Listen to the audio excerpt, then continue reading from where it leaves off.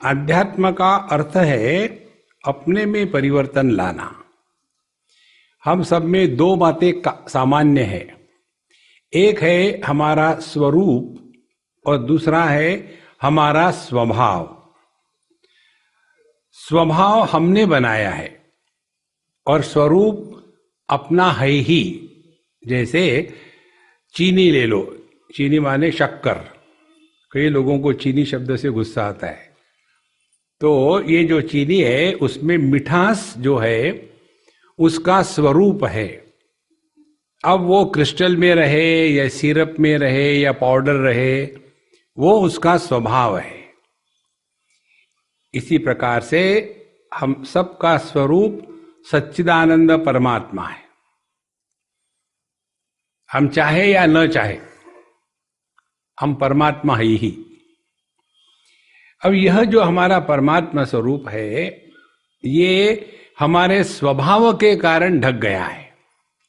देखो, तो अंग्रेजी में कहते हैं essential nature and acquired nature.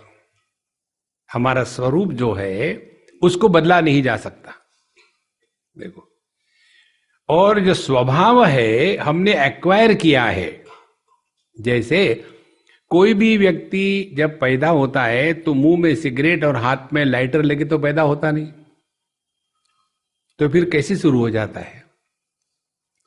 Bill board पर देखा, एक मोटरसाइकिल पर एक यूजलेस लड़का बैठा है, मुंह में सिगरेट है और पीछे से एक यूजलेस लड़की उसको आग लगा रही है, माने सिगरेट को आग लगा रही है।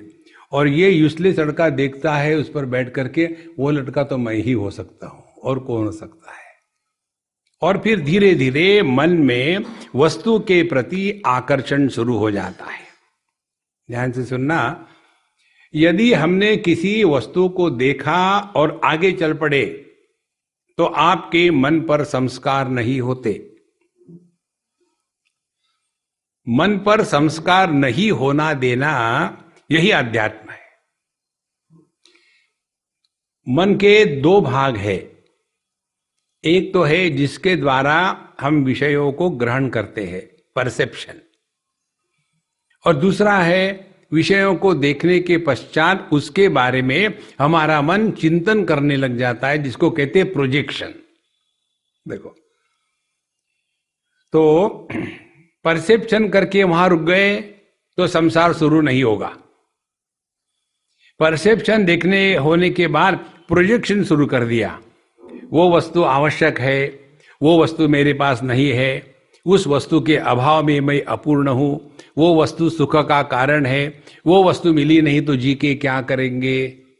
ये जो विचार किसी भी विषय को, वस्तु को ग्रहण करने के बाद मन में निर्माण होता है, इसी के द्वारा हमारे मन पर संस्कार निर्माण होते हैं। देखो,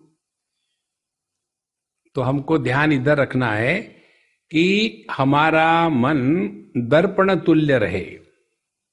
भगवान शंकराचार्य इसका उदाहरण देते हैं, विश्वम दर्पण दृश्यमान नगरी तुल्यम निजांतर्गतम।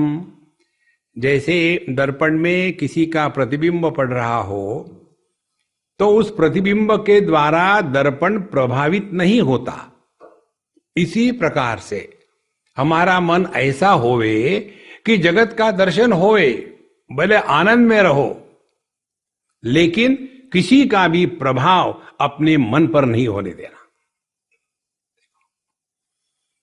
यही साधना है, और ये तब होगी जब हमने भगवत गीता का अध्ययन किया। और भगवत गीता का अध्ययन अपने मन से मत करना।